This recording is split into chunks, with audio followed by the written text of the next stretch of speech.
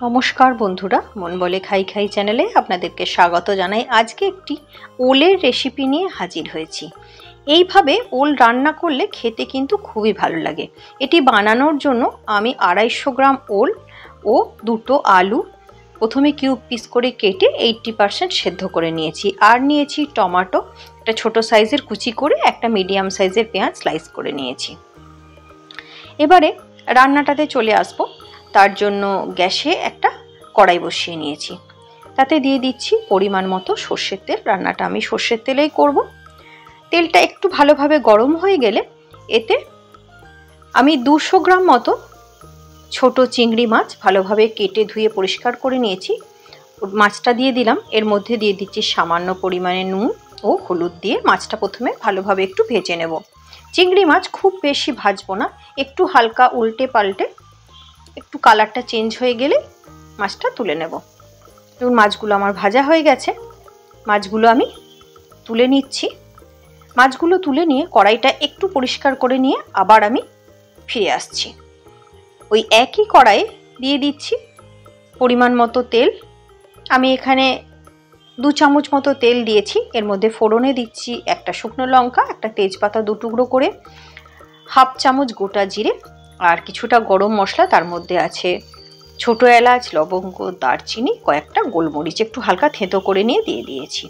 ফোড়নটা ভেজে নিয়ে যে মিডিয়াম সাইজের পেঁয়াজটা কুচি করে রেখেছিলাম ওটা দিয়ে দিলাম। পেঁয়াজটা দিয়ে হালকা একটু ভেজে নেব। যখন পেঁয়াজটার কালারটা একটু চেঞ্জ হয়ে যাবে তখন যে মিডিয়াম সাইজের টমেটোটা পিস করে রেখেছিলাম ওটাও দিয়ে দিলাম। পেঁয়াজ এবং টমেটো ভালোভাবে প্রথমে একটু ভেজে নেব। নাড়াচাড়া করে নিয়ে দিয়ে দিচ্ছি সামান্য নুন, এতে খুব তাড়াতাড়ি নরম হয়ে যাবে পেঁয়াজ আর টমেটোটা।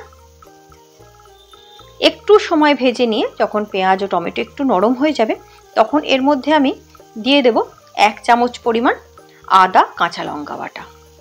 আদা কাঁচা লঙ্কা বাটাটাও একটু সময় ভেজে নেব, আদা ও কাঁচা লঙ্কার যে কাঁচা গন্ধটা চলে যাওয়া পর্যন্ত। এরপর সামান্য একটু জল দিয়ে দেব যাতে মশলাটা পুড়ে না যায়।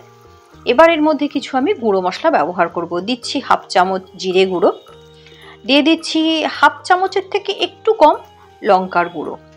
একটু ঝাল ঝাল না হলে রান্নাটা খেতে ভালো লাগবে না। দিয়ে দিচ্ছি 1/4 চা চামচ মতো হলুদের গুঁড়ো দিয়ে সমস্ত মশলাটা একটু ভালোভাবে কষিয়ে নেব। যখন দেখব মশলা থেকে এরকম তেল ছেড়ে দিয়েছে, মশলা সুন্দরভাবে কষানো হয়ে গেছে, তখন সেদ্ধ করে রাখা ওল ও আলুটা দিয়ে দেব। ওল আর আলুটা দিয়ে মশলার সঙ্গে একটু সময় ভালোভাবে কষিয়ে নেব, মিনিট 2 সময় ধরে।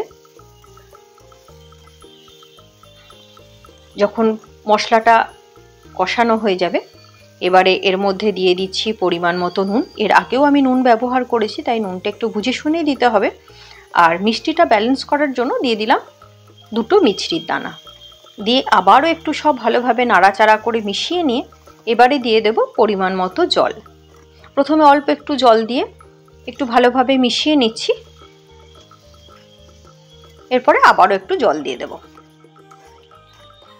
খুব বেশি জল দিলাম না, পরিমাণ মতো অল্প একটু জল দিলাম। ওল এবং আলু দুটোই 80% সিদ্ধ করা আছে, তাই খুব বেশি জলের প্রয়োজন নেই। যখন ঝোল ফুটতে শুরু করবে তখন এর মধ্যে ভেজে রাখা চিংড়ি মাছগুলো দিয়ে দিলাম। দিয়ে এবারে একসাথে মিশিয়ে নিয়ে ঢাকা দিয়ে গ্যাসের আঁচ কমিয়ে 4 থেকে 5 মিনিট একটু রান্নাটা করে নেব। তাতে চিংড়ি মাছ, ওল এবং আলু সবই সুন্দরভাবে সেদ্ধ হয়ে যাবে।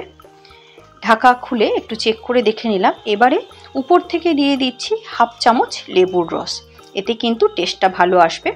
আর অনেক সময় ওলের যে একটু গলা চুলকায় সেটাও কিন্তু থাকবে না। আর দিয়ে দিচ্ছি অল্প একটু গরম মশলার গুঁড়ো, দিয়ে গ্যাসের ফ্লেম অফ করে দিলাম। তৈরি হয়ে গেল ওল আর চিংড়ির রসা। আপনারা এইভাবে বাড়িতে বানান। কেমন হলো আমাকে কমেন্ট সেকশনে লিখে জানান। যদি ভিডিওটি ভালো লেগে থাকে লাইক করুন, বন্ধু বান্ধবের মধ্যে শেয়ার করুন। এভাবেই আমার পাশে থাকার জন্য মন বলে খাই খাই চ্যানেলকে সাবস্ক্রাইব করুন। নমস্কার, ভালো থাকবেন, সুস্থ থাকবেন।